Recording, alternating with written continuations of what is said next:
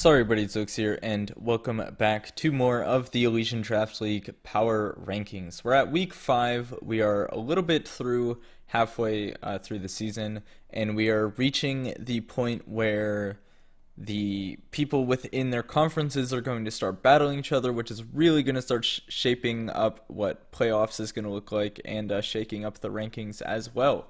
So yeah, that starts, I believe, week 6, no, it starts week 7. So week 7, 8, and 9 will be the conference matches. So we have one more week before that. But yeah, let's get into the week 5 rankings starting at number 16. In the number 16 spot, we have Riolu and the Toronto Mucks.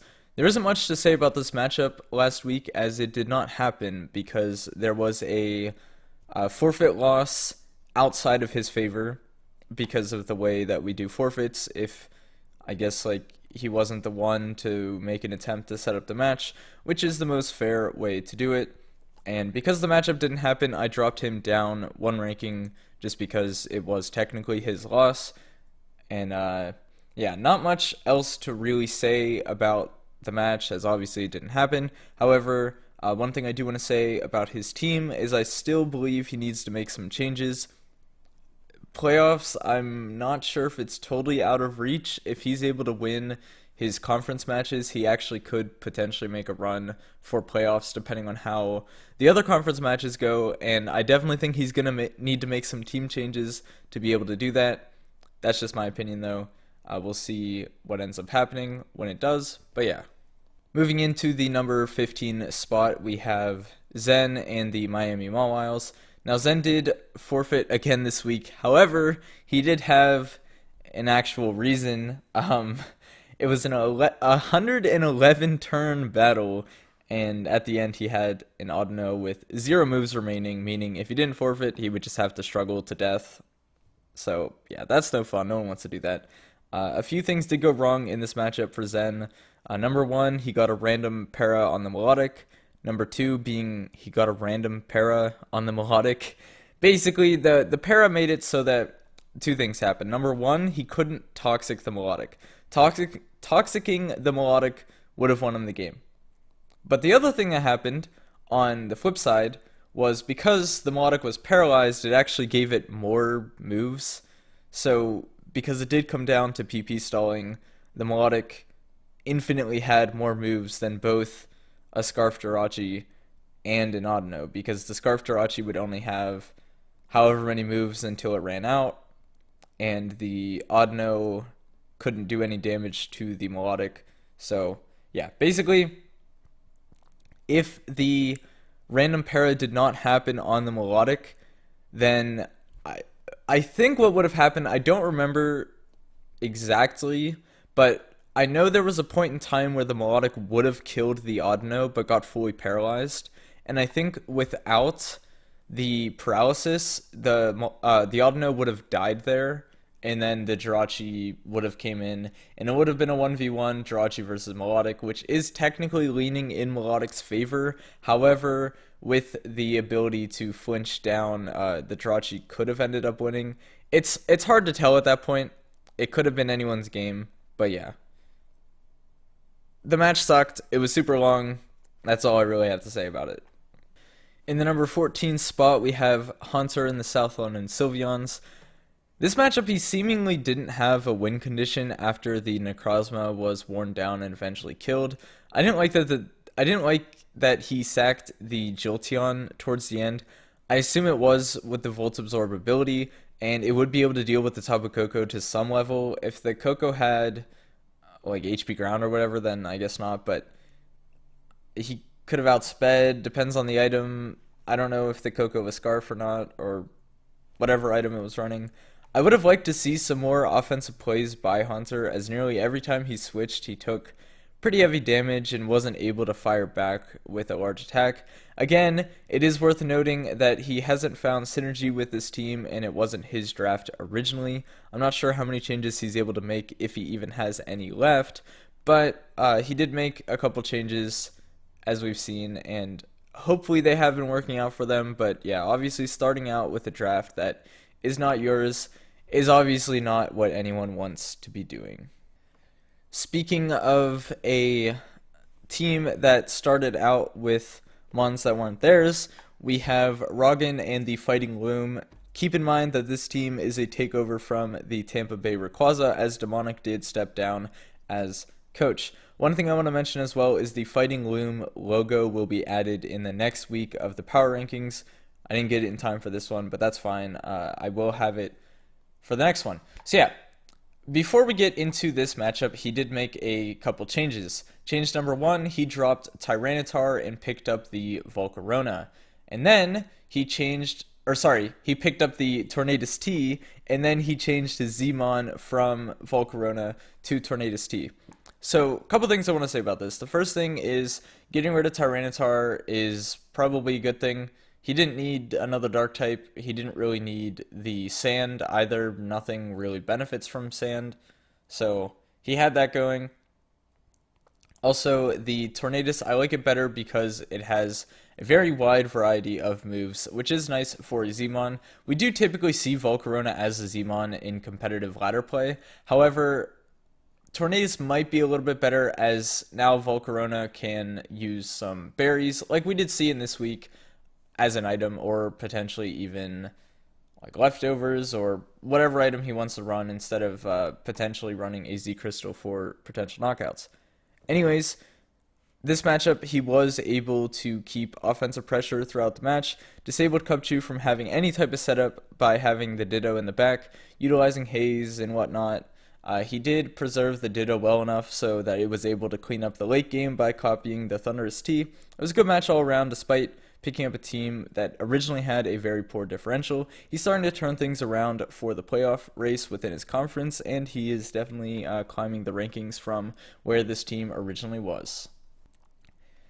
In the number 12 spot, we have Joey. This was a very, very long match versus Yoda.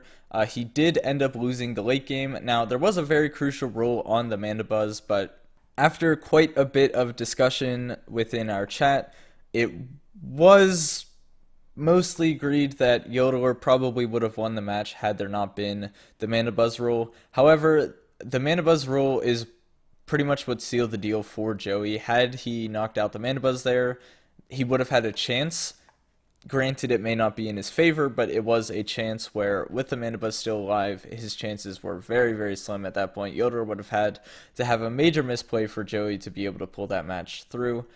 Regardless, he did play pretty well early on, as it was kind of just a game of, I'm trying to get rocks on your side of the field, you're trying to get rocks on my side of the field, and we are getting rid of the rocks and just kind of pivoting around. Not much was really happening until the turn like 60, 50, 70 mark. Yeah, very long match indeed. Very close up until the end. But yeah, it'll be interesting to see how Joey is able to do for the rest of the season, as he is still ahead within his conference, but only barely. And it'll be interesting to see when these conference matches happen, what turns out with the playoff race. Number 11, we have Freek and the Pittsburgh Pangoros. He did lose to Jack this week, as he wasn't able to get off a battle bond with Greninja due to the way that Jack was playing around it. There was a bit of an unfortunate toxic miss versus the Primarina, which didn't end up mattering in the scheme of things. However, the match may have been played differently if the Primarina had been on a timer. Maybe if the Primarina had taken enough damage, he could have gotten the Greninja in to potentially get a knockout and gain the battle bond. It's impossible to guess how the battle would have gone due to a minor thing like that, but it could have made quite a big difference, just as, you know, having the Primarina on the timer could have put it in Greninja range, it could have put it in range of a couple things actually, but he was able to knock it out with the Zard, and then the Zard went down to recoil damage after attacking the Silvally with a big Flare Blitz, and that pretty much sealed the deal for Freek, as he didn't really have any way of killing the Hitmonlee if it was well preserved, except for potential crits on a Water Shuriken, which obviously did not end up happening. And yeah, as said before with Joey's matchup, it'll be very interesting to see how these interdivision, interconference matches go, just because they're going to be very crucial for playoffs. In the number 10 spot, we have Agron in the Cork City Cyndaquils. He did win this match. He was able to clean up with Tapu Koko late game. Overall, whenever Agron has been losing, it hasn't been by a large margin, and whenever he wins by a decent amount. So if he continues to do this, then he's definitely not out of the playoff race, despite having a lower ranking, and also I believe he's at the bottom of the conference right now, at least the one he's in. So yeah, it's still not out of his reach. If he continues winning big like he did last week, then he definitely still has a chance. But yeah, I like the team changes he's made. It's made him a bit more consistent in his battles, and I'm sure he may continue to do well in future weeks. In the number 9 spot, we have Doric in the Kentucky Fried Combuskin. Now, last week he was also in the number 9 spot. The reason I'm keeping here is because he did have a forfeit win versus Riolu, and I didn't want to drop him or raise him based on a match that didn't happen. The way it is scored is it's scored as a 5-0 in his favor, which if he actually did play the match and won 5-0, he would have moved up quite a bit. But since that match didn't happen, I'm just going to keep him in the same spot as to not shake up the other rankings. In the number 8 spot, we have Swagzire and the Green Bay Sand Slashers. He did lose to Erasmus this week in a battle that seemingly wasn't leaning either way towards the beginning, until the Slowbro went down, which really limited the defensive switch-ins that Swagzire had. I don't know his exact build of his team, but an Assault Vest Mon could have helped to switch into Blastoise a bit better. Otherwise, he lacks switch-ins. Blastoise pretty much came in and did big damage to whatever decided to switch in, or whatever was currently on the field. He did make a pretty good play to try to rid the Landorus. However, Erasmus was packing the Yachi Berry, and shortly after, with rocks remaining on the field, the battle was soon to end. The full para and the Stone Edge miss with the Entei was a bit unfortunate, as Swagzire may have been able to clean up differential a little. However, the match was basically over at that point. The Hex wasn't too crucial, and overall Swagzire has been moving quite a bit up and down within these rankings, mainly due to the teams he's been facing, as some weeks he wins while other teams lose big, causing for lots of shifts in the rankings, and he's kind of always been in the middle, but yeah, moving up some weeks and then down some weeks, so... In the number 7 spot, we have Cubchoo and the Springfield Spoinks. Now, before we get into this matchup, I do want to talk about the transaction he made. He dropped his Mew and picked up the Mega Sableye. Now, I do like this and I don't like this at the same time.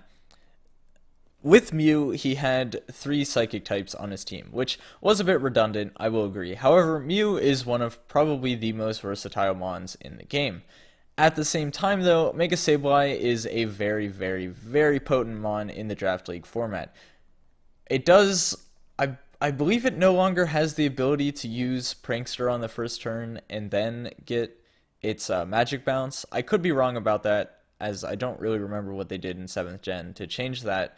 However, one thing I will say about Mega Sableye is, while it wasn't too effective in this matchup, it definitely may be very effective in future matchups, as it's just such a threat for opposing teams to deal with. Its only weakness is Fairy, and this season very few teams have insanely offensive Fairy types. I mean, even Cubchoo has one of them being the Gardevoir. I don't think no one has Mega Gardevoir. I'm not even sure if it's released, but regardless, no teams really have a insanely solid way of dealing with Mega Sableye, so it'll definitely be a good Mon for the team.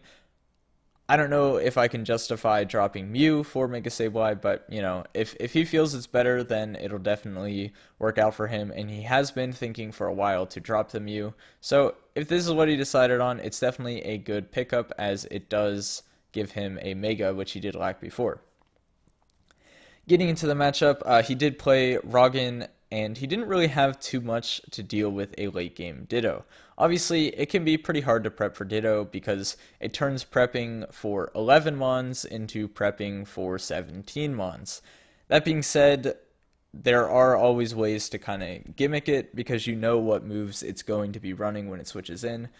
And I don't know, it's nice to have a Mon that can deal with it, but that being said, leading up to that point in the battle, it was relatively fast-paced, and both teams made pretty standard plays back and forth. However, Roggen was able to keep ahead and get that Ditto in when it was needed.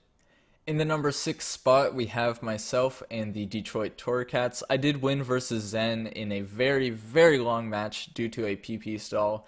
Again, not very proud of this match. There wasn't much I could have done otherwise except forfeit, as I really did not have any way of taking out that Audino. That being said, had the para not happened, then I could have potentially knocked out the Audino with the Melodic, although the other route was preserve the Swallow and preserve the Landorus and just PP stall the Audino to win a 3-0. Yeah, I don't know. Even if he did hacks down the Melodic, I don't know. It's like, obviously it's impossible to say what would have happened. Once the Jirachi went down, the match was basically sealed, and he did forfeit, resulting in a 1-0 for me. I would like to personally get better wins in there, better matches, but as it stands now, most of my matches have been very close. So yeah, I am planning on playing better coming into these next weeks, as they're going to be very crucial for me. So yeah, hopefully I can get some more consistent wins. But as it stands right now, I have myself in the number 6 spot due to where the other teams laid around me, I guess. In the number 5 spot, we have Yoda and the Chicago Cubchus. Now, Yoda has gone up quite a lot of points from where he started early season, so that's definitely good on him. He did win versus Joey this week in a little bit of a controversial match. Due to that Mana Buzz rule. It's undeniable to say that the match would have been the same without the rule, and I think that Yoda still had the W, although the differential would have most likely been a bit tighter, and Joey had a potential to win depending on how the matchup went. Regardless, Yoda did and has greatly improved compared to the start of the season, despite his recent matchups having some important hacks. I do think that he's been playing and building better, and there isn't anything he can really do about RNG except to continue praying to the hacks gods for their blessings. Coming in at number 4, we have Infinite and the Chicago Chandeliers. He did lose to Zack this week, just as everyone else before him has, and there was quite a bit of hacks in this matchup, which is unfortunate, but it is Pokemon. What are we going to do? Despite the loss, he did put up a good fight, winning by a close 2-0, and definitely gave Zack a run for his money, showing that he isn't invincible, and Infinite all around has been a solid player so far, and this loss shouldn't set him back too far as the playoff race goes. He's still one of the top teams overall, as well as within his conference, and I imagine that we will be seeing him in the playoffs unless something crazy happens with those inter-conference matches in upcoming weeks. In the third placing, we have Jack in the Los Angeles Galvantula. He did win a 2-0 versus Freek and was very careful as to not let the Greninja get the Battle Bond off. He was also packing the Mach Punch on the Hitmonlee, forcing the Gren to always go for the Water Shuriken. The match could have gone either way at the end had there been some different plays, but for the most part it was Jack's match once the Zard went down to the recoil damage. He bounced back from a loss last week, regaining the differential, and it's looking like he's going to be in a great spot moving towards playoffs. Although, again, those conference matches can always make a huge difference, so we'll see how things turn out in the upcoming weeks. Coming in at number 2, we have Erasmus and the... Nope, can't do it. I can't say it. I can't. No, it's not. I give up. Joking aside, he did win his first match without Speed Pass, if I'm not mistaken, so good on you, Erasmus. I feel the changes he's made to his team have been immensely beneficial, as it's allowed him to be both very offensive and defensive while still being able to put on pressure and threaten most teams in the league with his roster. There's also the fact that people have to prep for Speed Pass, and if it doesn't get brought, some less versatile teams maybe put on a back foot. I think Erasmus has shown that speed passing isn't a crutch for his team, but an asset that he plans to use when needed. Coming in at number 1, this last matchup has revealed that Zack only wins to hacks and is lucky and bad. Joking aside, he did defeat Infinite, and there was a little bit of hacks sprinkled throughout that changed up the matchup early on. As usual, it's impossible to say what would have happened without the hacks, however, it was still a solid match nevertheless. It continued to show that Zack's team is really defensive and teams just aren't able to break through it that well. And even if they do break through his defensive mons, they're unable to survive the onslaught of late game sweepers, especially if you crit the Mega Scizor. He also won by cheating a pre-Mega Evolved Mega Absol. What a guy. What a guy. Again, this is just a joke. Don't flame me. TY. Alright, so that is going to wrap up the power rankings for this week. A bit of a quicker one, but the teams are kind of finding their position in the league for the most part. I imagine we are going to see a couple teams go up and maybe some go down as the weeks continue, as there have been some shifts in the way things were going. So yeah, it'll be very interesting to see the 7th, 8th, and 9th week, as those matches are going to be very, very important for placing. That's going to be all for me today. I'll see you guys next time. Okay, thanks, bye.